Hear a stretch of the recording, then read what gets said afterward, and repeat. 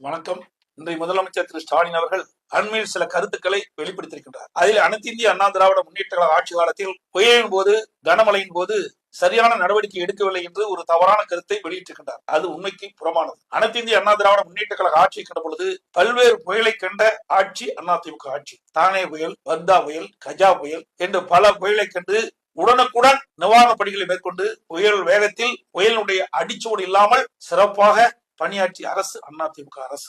இன்றைய தினம் திராவிட முன்னேற்ற கழக ஆட்சி அமைந்த பிறகு 2023ஆம் ஆண்டு மிக்ஜாம் புயல் வந்தது. அந்த புயலின் போது கனமழை பொழிந்தது சென்னை மாநகரத்தில். அதில் கொளத்தூர் சட்டமன்றத்திற்கு உட்பட்ட காவல் நிலையம் முன்பு இடுப்பளவு தண்ணீர் ஒரு வாரமாக நின்றது. அதே போல கொளத்தூர் சட்டமன்ற அலுவலகத்தின் முன்பு இடுப்பளவு தண்ணீர் ஒரு வாரமாக நின்றது. அதையெல்லாம் கண்டுகொள்ளாத முதலமைச்சர் தான் இன்றைய முதலமைச்சர் ஸ்டாலின் அவர்கள். ஒன்றுமே தெரியாத போல அதிமுக ஆட்சியில் புயல் காலத்தில், கனமழை காலத்தில் எந்த நடவடிக்கையும் எடுக்கவில்லை என்ற ஒரு தவறான கருத்தை இன்னை வெளிப்பட்டிருப்பது கண்டிக்கத்தக்கது.